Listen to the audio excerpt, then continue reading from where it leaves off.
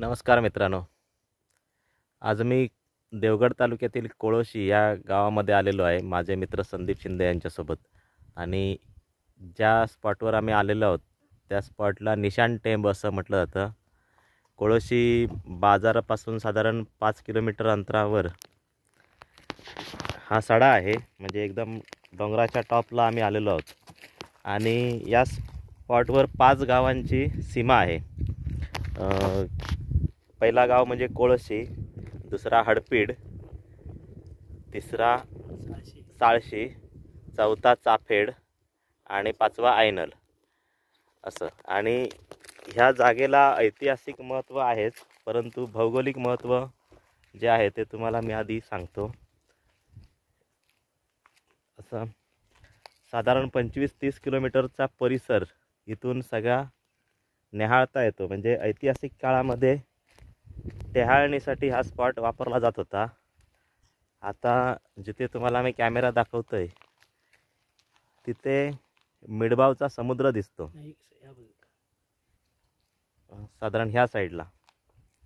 आणि त्याच्या उलट्या साईडला जर बघितलात तर हा जो डोंगर दिसतोय, सिंधुदुर्ग जिल्ह्यामधील सह्याद्रीची रांग सोडली तर सगळ्यात उंच समुद्र असेल हा, समुद्र नाही सॉरी डोंगर असेल हा।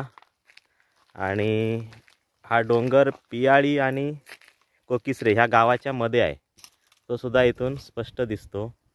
आता उन्हामुळे कॅमेऱ्यामध्ये मला व्यवस्थित झूम करून दाखवता येत नाही आहे, परंतु फोंड्यापर्यंतचा टापू जो आहे तो इथून नजरेत येतो। एवढं भौगोलिकदृष्ट्या हे स्थान महत्त्वाचं आहे। आजूबाजूची दशक्रोशी तर सगळी क्लिअर दिसतेच। आणि दुसरा सगळ्यात महत्त्वाचा मुद्दा म्हणजे इथूनच 500 मीटर अंतरावर नाथांची गुंफा म्हणून एक नैसर्गिक गुंफा आहे, ज्या गुंफेचा शोध नारायण आश्रम या NGOने लावलेला आहे। आणि त्या संदर्भामध्ये संशोधन चालू आहे, तिथे मी तुम्हाला थोड्याच वेळात घेऊन जातो। हे आहेत आमचे मित्र संदीप शिंदे, कोळोशी येथे हॉटेल आसराचे मालक। तर हे या जागेबद्दल अधिक माहिती आपल्याला खाली गेल्यानंतर सांगणार आहेत। संदीप दादा, या जागेबद्दल तुम्ही अजून काय सांगू शकता? या जागेबद्दल सांगण्याचं म्हणजे ही खूप उंच जागा आहे। सगळ्यात खालून पाहिलं आपण तर इतकी उंच जागा इथे असेल असं लक्षात येत नाही। इथून 4-5 गाव म्हणजे कुठे न जाता इथून टेहळणी करता येते। बरोबर। इथून ओझरमचा तलाव दिसतो, शिरगावचा तलाव दिसतो, कोळोशीचा तलाव दिसतो।